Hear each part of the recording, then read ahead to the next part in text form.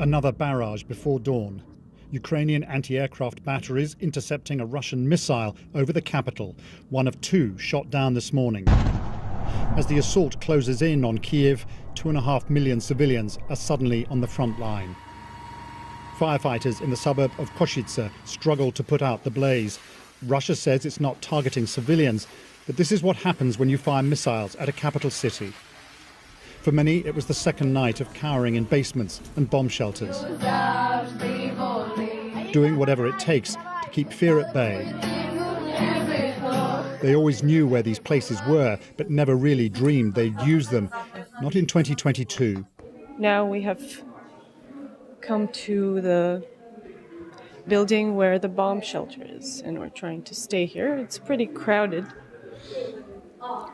People get their dogs and cats and kids, and we're hearing the news about possible attacks in this district. And now the Russians are right outside, in Anna's neighbourhood. This is Obolon, north of the city centre. An armoured vehicle runs over a car. Eyewitnesses unable to believe what they're seeing. Amazingly, the driver survives, pulled from the wreckage by desperate passers-by. Equally unbelievable, one of the city's buses, still running, forced to give way to Kyiv's invaders. In 24 hours, these streets have almost completely emptied. It is increasingly dangerous to go out. The Ukrainians have warned that Russian soldiers could be operating inside the city, perhaps even in stolen Ukrainian vehicles.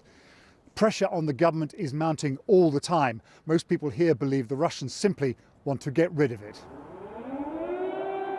Sirens are now more frequent, and the sound of distant explosions too.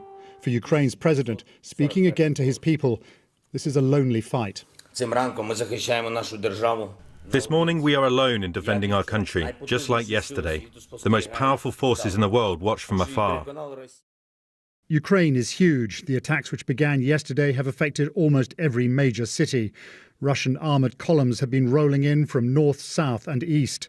The old Chernobyl nuclear reactor is now in Russian hands. But it seems the airbase at Gostomel, seized yesterday, may have been taken back. In the east, close to the Russian border, there was ferocious fighting overnight at Sumy. The Russians may not have made as much progress as they hoped here, and they're suffering casualties too. Back in Kyiv, the wreckage of an unidentified Russian aircraft. The odds in this war are massively stacked against Ukraine, but it is fighting back. Paul Adams, BBC News, Kyiv. Well, let's take you live now. Not live, let's take a look at some latest pictures that are coming into us here at BBC News. These are from Kyiv. This is Ukraine's second biggest city. It is basically located in the northeast of the country. It's the largest city in its region, and it's a population of about 1.5 million.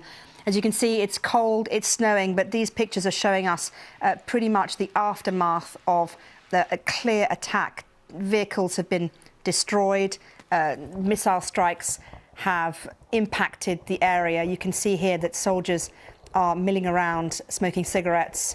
You've seen overturned vehicles. This city is, of course, the second biggest in the country. These are the Ukrainian army soldiers on the outskirts of that city, which has been very much, together with Kyiv, the focus of the Russian army. Again, we've seen vehicles destroyed and the aftermath of missile strikes in this city. But these pictures coming into us now showing exactly what the Ukrainian army are up against. Not only have they seen an attack by the Russian military, but it looks like the weather is absolutely appalling as well. So these pictures have just been coming into us here from today at BBC News.